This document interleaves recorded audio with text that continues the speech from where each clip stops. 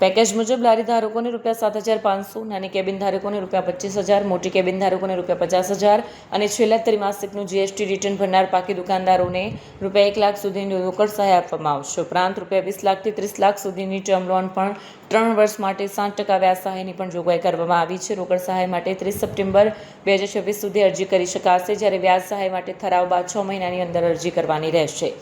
રાજકીય દ્રષ્ટિએ જોવામાં આવે તો આ પેકેજ માત્ર આર્થિક સહાય પૂરતું મર્યાદિત નથી, પરંતુ સુરત જેવા રાજ્યના સૌથી મહત્વપૂર્ણ વેપારી કેન્દ્રમાં વેપારીઓનો વિશ્વાસ જાળવવાનો પ્રયાસ છે. આ પ્રસંગે ભાજપના મહામંત્રીઓ દુર્ગા પ્રસાદ પાંડે, કરશન ગોંડલિયા, વિરલ ગિલીટીવાલા, સુરત મહાનગરપાલિકા ડેપ્યુટી મેયર સુધાકર ચૌધરી, શાસક પક્ષ નેતા અલ્પા મહેતા તથા દંડક ઉર્મિલા ત્રિપાઠી ઉપસ્થિત રહ્યા હતા. સુરત મહાનગરની અંદર જે અતિ વરસાદને કારણે પૂરની સ્થિતિનું નિર્માણ થયું હતું અને એના કારણે સુરતના જે રહેણાંક વિસ્તારો અને કોમર્શિયલ વિસ્તારોમાં જે આર્થિક નુકસાન ખૂબ મોટા પાયે થયું છે, એના માટે ભારતીય જનતા પાર્ટીના નેતૃત્વવાળી આપણી સરકાર દ્વારા તો સહાય પેકેજ અને રાહત પેકેજો આપવામાં આવ્યા છે, પરંતુ એની સાથે સાથે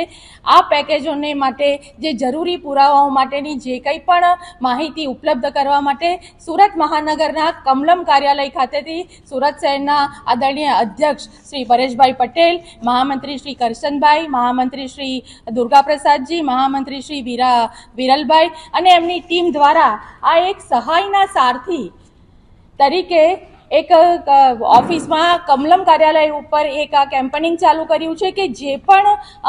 અસરગ્રસ્ત વિસ્તારના લોકો છે એમને કોઈ પણ પ્રકારની સહાય માટેની જે માહિતી હશે એ માહિતી સવારે 11થી સાંજે 5 કલાક સુધી અહીંયા બેઠેલા અમારા સંગઠનની ટીમ અને એમનું નેતૃત્વ એમને પૂરું પાડશે કે જેથી કરીને પ્રજાને કે કાર્યકર્તાઓને કે અસરગ્રસ્ત વિસ્તારના લોકોને ક્યાંય દૂર સુધી આમ તેમ ભટકવું નહીં પડે અને એમને ખૂબ જ સરળતાથી આ યોજનાનો, આ સહાયનો લાભ કેવી રીતે મળી શકે એના માટે આ ભારતીય જનતા પાર્ટી કમલમ કાર્યાલય પરથી આપને ઉપલબ્ધ થશે. ટૂંક સમયની અંદર આ સહાયના સારથી